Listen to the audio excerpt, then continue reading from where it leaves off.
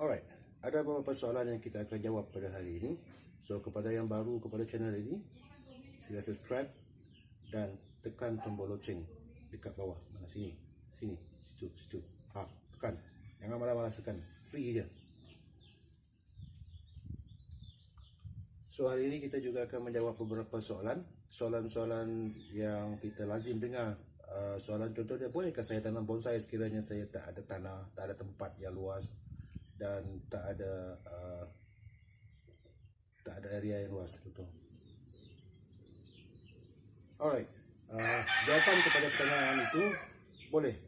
Tuan-tuan dan puan-puan boleh tanam je, walaupun area tuan-tuan itu kecil. Contohnya tuan-tuan tinggal dekat apartmen ataupun dekat rumah yang tingkat tinggi-tinggi ataupun rumah teres yang area dia tak berapa besar. Boleh je. Tapi pastikan tuan-tuan gunakan pasu yang kecil dan pokok yang janganlah terlalu besar.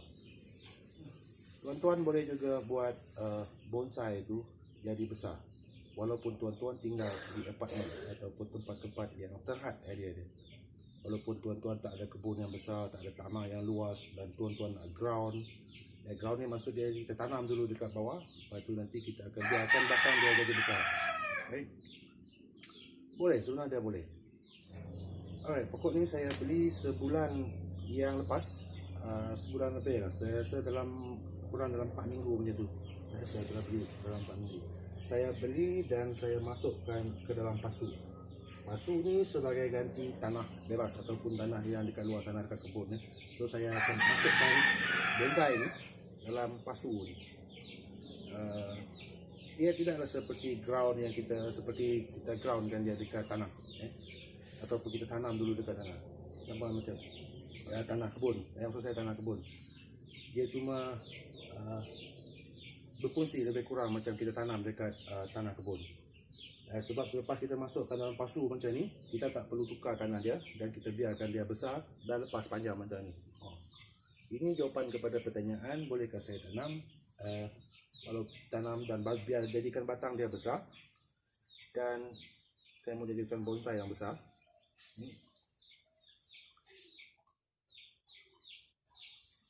Boleh. So selepas kita tanam dalam pasu ni, ataupun kita tanam dia dalam macam ni, so kita jangan potong. So kita biarkan dia tumbuh. Jangan sekali-kali potong sehingga kita mencapai ke tahap batang yang kita inginkan, saiz batang yang kita inginkan. Selepas saiz batang yang kita ingin ini mencapai ke tahap yang kita inginkan, so nanti kita akan buat dia jadi bonsai yang kita inginkan. Contoh bonsai ni sebenarnya tak perlulah tinggi sangat. Bonsai tinggi sangat tu depend kepada pasu, bergantung kepada pasu.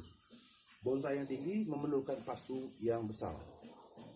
Dan bonsai yang besar memerlukan pasu yang besar juga. So kita, kalau area kita tu kecil ataupun kita kurang macam dekat rumah saya ni, rumah teres, so area tak berapa besar. So saya main bonsai yang kecil saja, yang kecil dan tidak memakan luas, tidak memakan kawasan yang luas. So ini nanti bila dah sampai ke tahap yang saya inginkan, saya akan potong. Potong mungkin dalam keadaan tinggi macam ni. Apa nama? Tinggi macam ni. Cukup.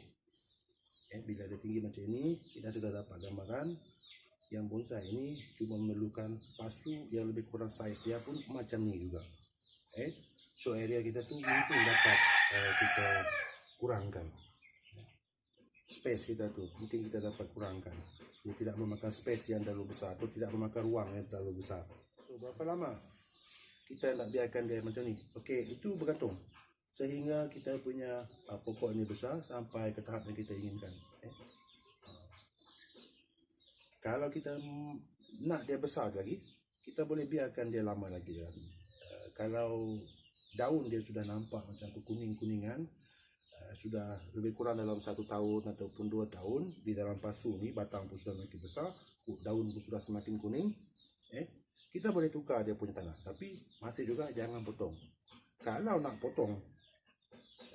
nak potong, jangan potong di bawah, potong di bahagian atas saja. Bahagian atas mungkin tak dapat nampak dalam video.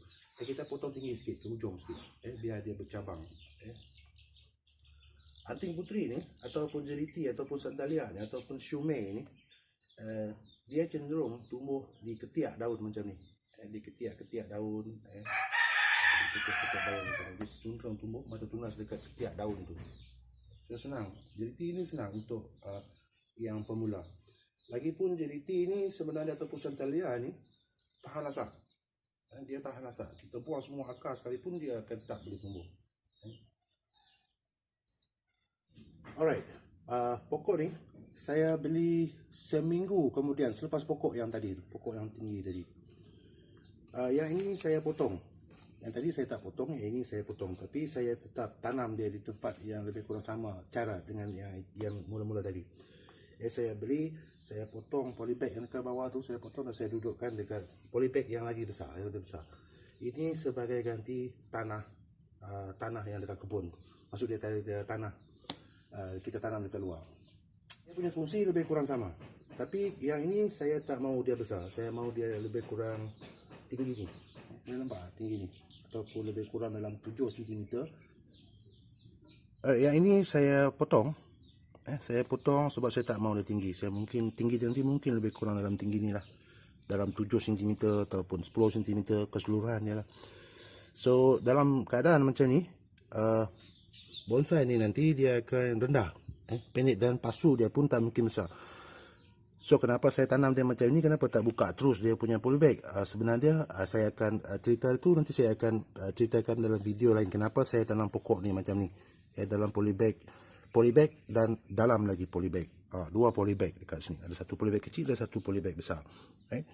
Seperti dalam video yang lepas, kita akan potong mana dahan yang kita tak perlukan. Kita akan potong dahan yang tidak perlukan dan kita akan pilih dahan yang mungkin kita akan gunakan sebagai dia punya dahan yang kita akan jadikan bonsai. So ada dahan-dahan yang kita tidak perlukan. So selepas daripada ini nanti kita akan buka polybag, potong dekat sini. Kita cuma perlukan lebih kurang dalam area macam ni saja dan kita akan masukkan dalam pasu. Saya pernah buat video berkenaan dengan bonsai yang kita beli dan kita terus pot. Yang ini saya beli tapi saya tak potkan sebab saya nak batang dia lebih besar dan saya bentukkan dia dekat sini. Lagipun untuk menjadikan dia bonsai, saya rasa dia akan mengambil masa sedikit. Dia akan mengambil sedikit masa juga untuk menjadikan bonsai, menjadikan dia bonsai. Kalau tak silap saya dalam keadaan macam ni, kita kena tunggu dalam 6 ataupun 8 bulan. 6 ataupun 8 bulan. Bonsai ni ada orang suka besar, ada orang suka kecil. Saya antara orang yang suka pada bonsai yang agak bersaiz kecil. Ada juga orang yang suka bonsai yang bersaiz besar. Sebenarnya bonsai saiz kecil dan besar ataupun yang paling kecil ataupun small ataupun situ, sebenarnya harga dia bergantung. Bukan kerana dia besar dia mahal ataupun bukan kerana dia kecil dia murah. Tidak, bonsai ini bergantung kepada art dia ataupun seni dia. Tapi batang yang besar ataupun pokok yang besar lebih nampak cantik lah. Tapi tidak banyak beza dia dengan yang kecil. Yang kecil pun boleh nampak cantik sekiranya kita buat dengan betul. Alright, soalan yang selalu kita dengar dan mungkin soalan ini timbul dalam fikiran tuan-tuan dan perempuan. Soalan, berapa kerap kita perlu siram kita punya pokok bonsai? Alright, kekerapan itu bergantung kepada pasu. Kalau pasu kita kecil ataupun polybag kita kecil, kita kena siram selalu. Maksudnya kita kena siram dia setiap hari. Kalau boleh, satu hari kita kena siram 2 kali, pagi dan petang. Tetapi kalau polybag kita besar ataupun pasu kita besar, kita tak perlu siram hari-hari. Sebab pasu yang besar dia boleh menampung air yang banyak. Right? Pasu yang kecil, kalau kita biarkan tidak disiram ataupun kita biarkan dia tanpa siram, dia boleh mati. Dia boleh mati cepat, mengikut keadaan pasu. Kalau pasu tu lebih kecil, lebih cepat dia mati kalau kita tak siram. Sebab pasu yang kecil dia tak menampung air banyak. Di video-video akan datang saya akan share berkenaan dengan jenis-jenis pokok yang kita boleh jadikan bonsai dan cara perawatan bonsai ataupun jenis pokok tu. Sebab satu pokok dia tak sama dengan pokok lain, dia ada perbezaan. Nanti saya akan cerita di video-video yang seterusnya. So stay tune.